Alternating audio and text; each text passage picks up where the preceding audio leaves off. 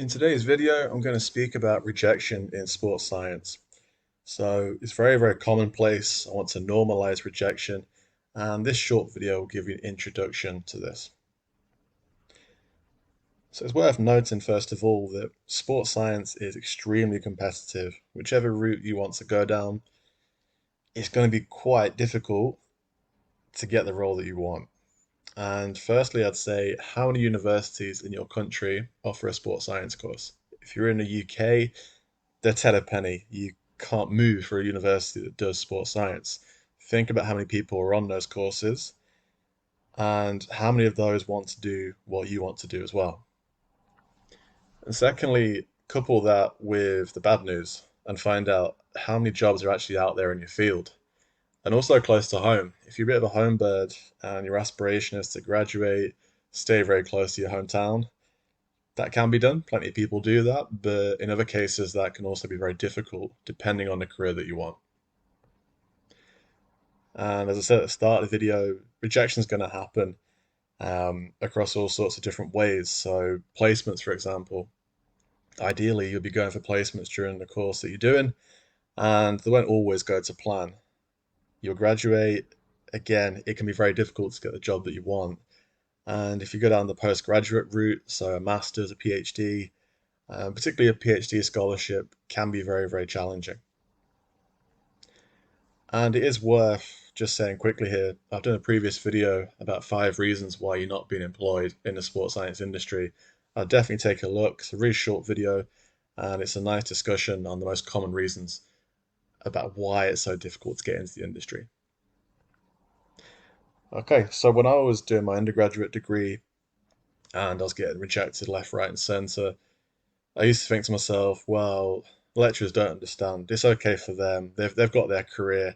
Okay, maybe they were rejected a few years ago, but they've cemented their career now. And I realized I was completely wrong. Lecturers get rejected all the time, and this is not creating a competition saying, oh, we have it worse than students. It's hard for all of us, no matter what level you're at. And as lecturers, we have our own types of rejection. So, for example, papers. So the papers that you'll be reading, we're trying to get those published, and it can be a very long, drawn out process. And also, in order to do research, it's very helpful if you get funding. It looks good on your CV as a lecturer and your performance if you're bringing in research revenue. And that's not easy as well. Quite often, those applications to get money for your university can get rejected. And lastly, full time contracts. Many lecturers early in their career, like myself, you may start off on a 1 year contract, a 2 year contract.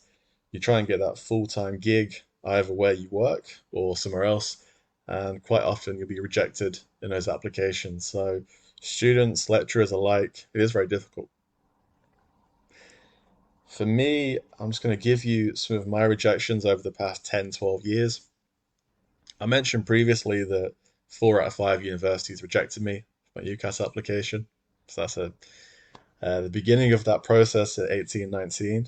And then throughout my degree, I was always trying to get a sniff at doing a internship here or there, professional clubs, amateur teams, and quite a lot of those were rejected, particularly the professional ones. And then I graduated, I was working in strength and conditioning for a couple of seasons, and yeah, it was hard. It was hard to get those positions. So, so competitive. And it just kept being a challenging process. You then go for a PhD, about 40 applications. I probably had 4 or 5 interviews, but probably maybe 35, 40 emails saying thanks for your application, but it's been unsuccessful this time. It carries on. Lecturing. I'm lecturing now, but before that, I was putting applications in, a couple of failed interviews, and yeah, rejection is just a process that keeps happening year after year for all of us. I don't want those numbers to scare you though, because what I would say is I've never been afraid to apply for something, even though, you know, maybe I wasn't going to get that job. I went for it anyway.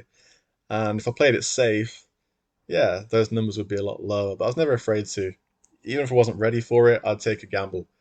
But you have to manage your expectations as well. So for me, certain jobs you go for and think, I've got a really good chance. You look at your CV, you look at the advert, you put that together and think, yeah, I've got a decent shot here. But I'm a realist. I go for other jobs where I think I'm not going to get this. I get the email back saying no, and I can deal with that because in my head I thought I wasn't going to get it anyway. But I wasn't afraid to have a go just in case they'd consider me.